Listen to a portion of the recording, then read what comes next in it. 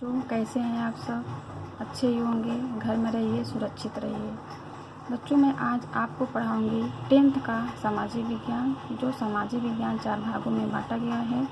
पहला है इतिहास। इतिहास में पहला लेसन मैं पढ़ाऊंगी आपको यूरोप में राष्ट्रवाद का उदय। यूरोप में राष्ट्रवाद का उदय, इसमें पहला पॉइंट है राष्ट्रवाद। राष्ट्रवाद अपने राष्ट्र के प्रति प्रेम की भावना को हम क्या कहते हैं? राष्ट्रवाद कहते हैं।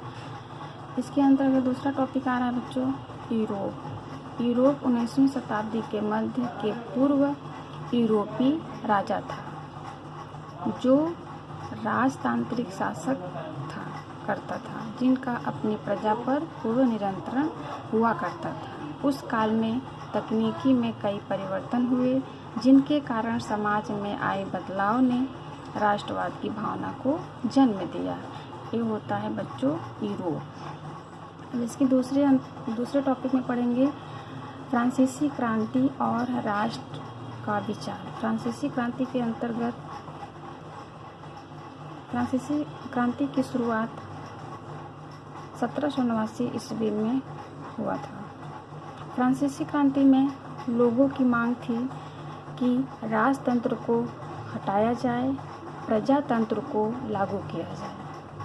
ठीक है, राजतंत्र मतलब बच्चों राजा को हटा दिया जाए, जब प्रजातंत्र के अंतर्गत जो कार्य होगा उसको लागू किया जाए, जिसे हम संविधान कहते हैं। इसी के अंतर्गत सामूहिक पहचान बनाने के लिए कदम उठाया गया कि जब राजा को हटा दिया जाएगा, प्रजातंत्र को लागू किया जाएगा, तो एक हम लोगों का सामूहिक पहचान बन जाएगा।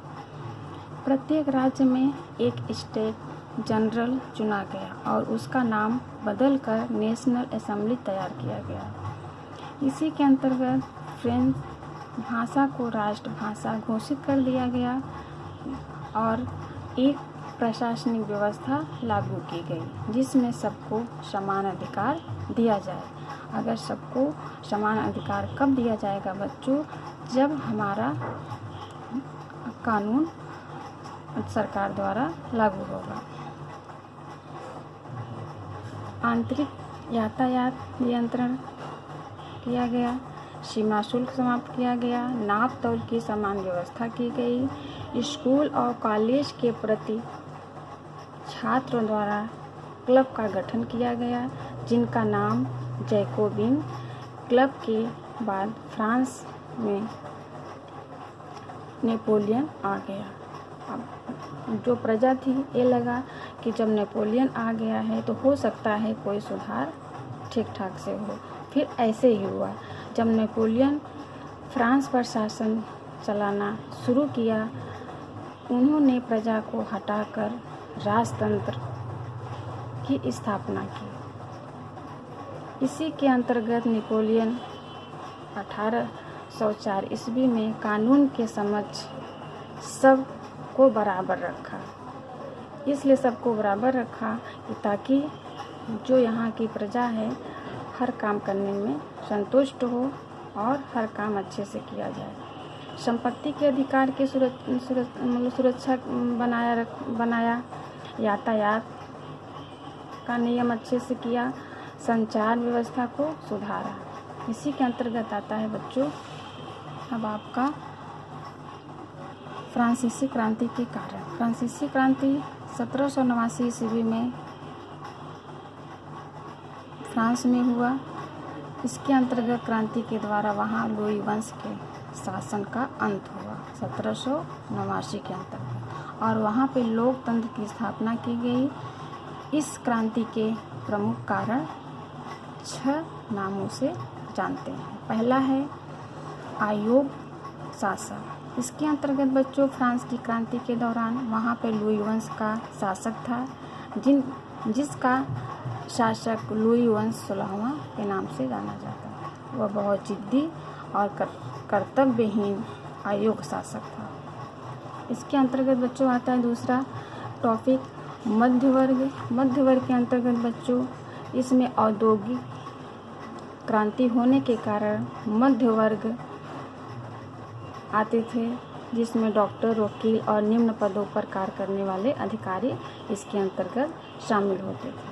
तीसरा है बच्चों आम जनता की दयनीय स्थिति। आम जनता की दयनीय स्थिति बच्चों क्या होता है? इस समय शासक उच्च वर्ग तथा कुलीन वर्ग के अंतर्गत आता था। इसमें लोग खाने के लिए परेशान रहते थे, जिसको रोटी को तरसते रहते थे और खाने पीने की व्यवस्था इसके अंतर्गत नहीं होती थी। अब आता है बच्चों चौथा, मजदूर वर्ग की दुर्दशा।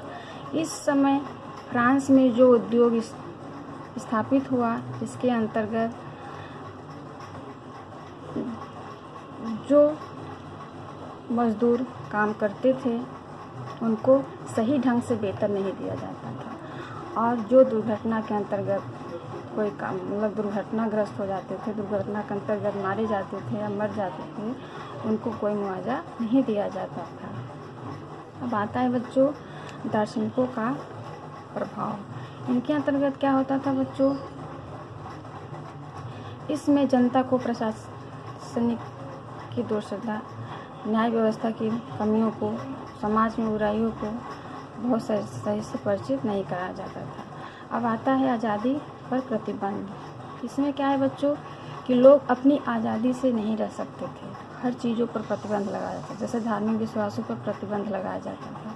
ये है आपका फ्रांस की क्रांति के कारण, जो मैं 6 नामों से आपको परिचित कराया बच्चों। इसके आगे मैं आपको पढ़ाऊँगी अगले वीडियो में।